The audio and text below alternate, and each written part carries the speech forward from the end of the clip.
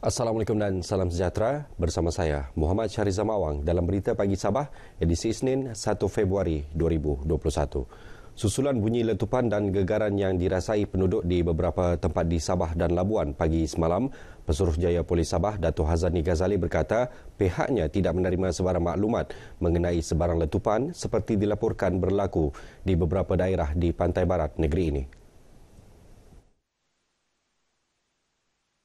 Menurut kenyataan Datuk Hazani, bagaimanapun pihaknya menggerakkan beberapa pasukan melalui Ibu Pejabat Polis Daerah IPD untuk memantau kawasan terlibat. Polis turut menjalankan siasatan dengan menghubungi beberapa lokasi penting, termasuklah syarikat seperti Asian Supply Base, Petronas Chemical Methanol dan Shell Hibiscus. Namun tiada sebarang insiden dilaporkan. Dalam pada itu, Tentera Laut Diraja Malaysia TLDM memaklumkan bunyi letupan dan gegaran itu tiada kaitan dengan latihan perang Borneo 121 pasukan keselamatan tersebut. Jurucakap TLDM berkata, latihan perang yang bertujuan mempersiapsiagakan aset Armada Timur hanya dilaksana pada Khamis lalu di perairan Laut Cina Selatan. Sementara itu, Jabatan Meteorologi Malaysia mengesahkan setakat ini tiada sebarang amaran bencana alam termasuklah gempa bumi berlaku di kawasan terbabit. Seterusnya, perkembangan COVID-19 di Sabah. Sebanyak 298 kes baharu positif COVID-19 dicatat semalam, menjadikan jumlah kumulatif meningkat kepada 48,868 kes. Tiada kes kematian dan kluster baharu direkodkan. Dalam kenyataan Menteri Kerajaan Tempatan dan Perumahan Datuk Seri Panglima Masidi Manjun, 223 kes atau 74.8% daripada kes baharu berpunca saringan kontak rapat, saringan bergejala 29 kes, saringan kluster sedia ada 13 kes, saringan perkaisa 7 kes dan 26 kes dari lain-lain kategori. Katanya seramai 391 pesakit COVID-19 sembuh menjadikan jumlah kumulatif sembuh 45,212 orang. Manakala 2,152 pesakit sedang menerima rawatan iaitu 709 orang di hospital, 1,420 orang di pusat kuarantin dan rawatan berisiko rendah PKRC dan 23 orang di pusat tahanan sementara PTS dan penjara. 95 orang pesakit dalam unit rawatan rapi dengan 27 orang memerlukan alat bantuan pernafasan. Sementara peratus penggunaan katil di hospital COVID-19, PKRC serta PTS dan penjara ialah 33.44% daripada 6,435 jumlah keseluruhan katil. Penduduk sekitar daerah Beaufort kini boleh menjalani saringan COVID-19 dengan lebih selesa dengan adanya kemudahan saringan COVID-19 di Klinik Padas Damit. Kemudahan bernilai lebih RM10,000 itu disumbangkan Ahli Dewan Undangan Negeri Adun Lumadan Ruslan Muharam. Ketika dihubungi RTM, Ruslan berkata kemudahan yang dilengkapi kemah, kerusi kipas dan meja untuk kegunaan petugas kesihatan serta penduduk yang membuat saringan. Katanya keperluan petugas barisan hadapan perlu disokong dalam mendepani penularan COVID-19. Sumbangan diserahkan kepada pegawai perubatan Dr. Muhammad Afiq Zainuddin dan Dr. Farah Ana serta kaki tangan Klinik Padas Damit. Pusat Khidmat Parlimen Libaran menyasarkan 15,000 bantuan prihatin berupa bakul makanan untuk diagihkan kepada penduduk terkesan dengan penguatkuasaan Perintah Kawalan Pergerakan PKP. Penyaluran bantuan dilaksana secara berfasa membabitkan 3 kawasan Dewan Undangan Negeri DUN iaitu Sungai Sibuga, Sungai Manila dan Gumgum. Ahli Parlimen Libaran Datuk Zakaria Muhammad Edris berkata bantuan seumpama turut diagihkan kepada penduduk di kawasan pulau antaranya Pulau Nunuyan, Libaran dan Pamaguan dalam masa terdekat. Kita faham bahawa ini adalah menjejaskan sumber pendapatan mereka. Jadi bantuan seperti ini juga akan berterusan seperti yang telah kita lakukan pada masa-masa yang lalu. Beliau ditemui RTM selepas menyampaikan 5,000 bantuan prihatin bakul makanan kepada penduduk dalam Parlimen Libaran. Sementara itu, penerima bantuan menzahirkan rasa syukur atas sumbangan diterima. Terima kasih kepada Datuk Zakaria kerana bagi sumbangan masa PKP begini untuk mengurangkan bebanan rakyat. Sedikit sebanyak bolehlah membantu pada masa sekarang yang terjejas sumber pendapatan. Sangat-sangat terima kasih kepada Datuk Zek atas bantuan ini. Ucapan terima kasih di atas sumbangan beliau pada hari ini kepada semua yang terkesan akibat COVID. Banyak-banyak terima kasih kerana memberi sumbangan seperti ini bagi kami yang terkesan akibat wabak COVID-19. Dalam pada itu, Datuk Zakaria mengingatkan pemimpin akar umbi memantau dan melaporkan permasalahan di kawasan masing-masing kepada pihak berwajib agar penyelesaian segera dapat diambil. Beliau juga berharap pertubuhan bukan kerajaan NGO tampil dan bekerjasama dengan pemimpin setempat membantu golongan memerlukan. Sabah adalah antara negeri yang mempunyai pesakit thalassemia tertinggi di Malaysia, iaitu 1,814 pesakit. Presiden Persatuan Thalassemia Sabah, Francis Mujim berkata, pesakit thalassemia memerlukan antara 1 hingga 4 pain darah sebulan.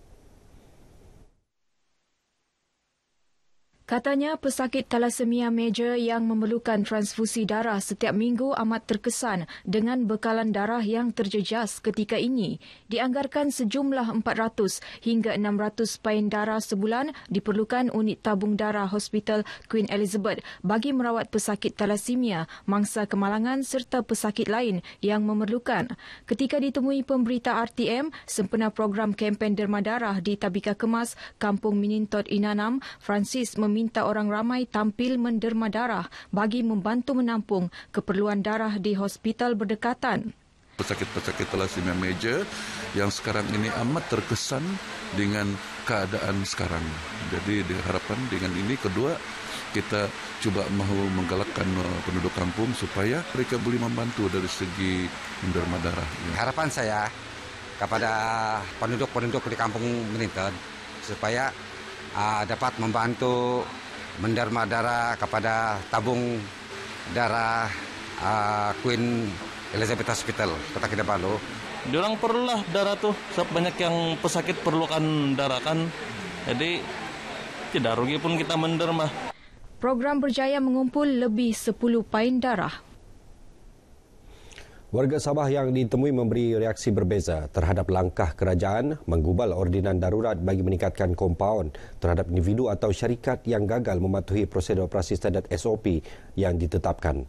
Sebelum ini, Kementerian Kesihatan pernah mencadangkan agar kadar kompaun dinaikkan daripada RM1,000 kepada RM10,000. Untuk mengetahuinya, kita bersama Sharifah Munazrah Sareb.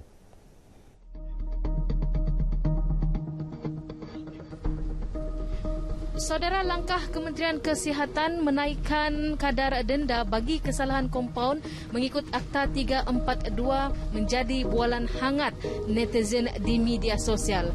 Di negeri Sabah, adakah rakyatnya bersetuju atau tidak? Mari kita tinjau apa pandangan mereka. Tidak setuju. Bagus tadi kasih amaran dululah. Sebab terlalu tinggi ni harga ni yang RM10,000. Sekarang ekonomi pun susah, apa pun susah. Kasih amaran dulu supaya ada yang takut. Bagi saya terlampau mahal. Bagi kami ini orang miskin susahlah. Habis kalau RM1,000 denda tu, sedangkan RM1,000 pun susah kita mau bayar, apalagi RM10,000. Jadi sebuli-bulinya kita bagi nasihat dululah ataupun motivasi. Namun, terdapat juga yang menyokong usaha tersebut memandangkan kebelakangan ini masih ada yang tidak mematuhi prosedur operasi standard sehingga merekodkan statistik tinggi saban hari. Habis ini menjadi semua mau selamat dan katanya semua pingkalap sudah. Mengapa tidak mau sama? Bukan siapa semua tanpa begitu. Makanya orang tidak pakai. Orang mau sihat mah atau emas bukan mahal. Kenapa tidak pakai? Saya setuju. Sebab mungkin jika dinaikkan tu compound, orang akan lebih menjaga SOP, lagi berdisiplin lah. Jumlah tu terlampau tinggi untuk segelintir masyarakat. Mungkin jumlah tu mungkin boleh dikurangkan. Ada segelintir orang awam ni, dia beranggapan nilai itu sangat rendah. Mungkin kalau dinaikkan ada baiknya. Dia mendidik kita supaya kita sentiasa berjaga-jaga, tidak ambil remeh apa yang telah kerajaan atau MKN tetapkanlah. Cadangan tersebut turut disambut baik pensyarah kanan Fakulti Perniagaan, Ekonomi dan Perakaunan Universiti Malaysia Sabah UMS, Dr. Rafiq Idris. Bagaimanapun katanya, perlu pendekatan tambahan khususnya nilai kompaun tersebut. Keperluan mengenakan kompaun yang lebih tinggi bagi membendung masalah ketidakpatuhan terhadap peraturan sedia ada. Walau bagaimanapun, saya mencadangkan agar perlu juga ada pendekatan lain sebagai tambahan daripada usaha mengenakan kompaun yang lebih tinggi.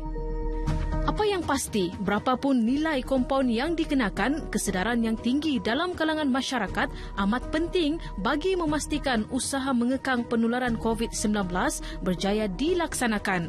Tepuk dada, tanya hati, kita jaga kita. Laporan Sarifah Munazah Sarip, RTM.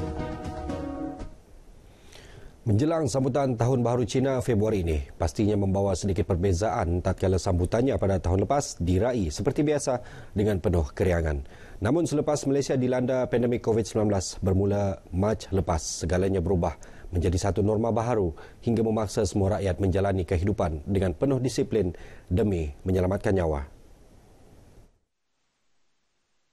Walaupun terikat dengan segala peraturan dan SOP yang ditetapkan Majlis Keselamatan Negara seperti tiada sambutan secara besar-besaran dan larangan berkunjung ketika musim perayaan, namun masyarakat Tionghoa akur dengan situasi berkenaan dan memahami ia merupakan satu tanggungjawab yang perlu digalas dalam memastikan Malaysia bebas COVID-19. Ni kali kan Chinese New Year, semua tak boleh duduk makan, sunyi. Sendiri loh di tahun, tak boleh jalan jauh loh. Ya, kami beli barang saja dan masa makan kan di rumah saja. Jadi balik rumah saja loh kami sekeluarga, dan kalau relatif kami kasih hadiah barang-barang sajalah. Para peniaga turut mengakui situasi penuh mencabar ketika ini sedikit sebanyak menjejaskan sektor ekonomi. Mungkin lebih kurang ada 2-30%, tapi ya, sangat laku jugalah. Ya, sebab sini masih Chinese punya area, ya ramai orang yang keluar sebab kita pun sudah lama sini buka. Sunyi sepi lah, tiada apa yang orang support pun tiada sudah. Dulu ada pasar malam kan pun tiada sudah. Sambutan Tahun Baru Cina akan diraihkan pada 12 dan 13 Februari depan. Sekian berita Pagi Sabah bersama mencegah penularan pandemik COVID-19. Kita mesti menang. Saya Muhammad Syahrizal Mawang. Assalamualaikum dan salam sejahtera.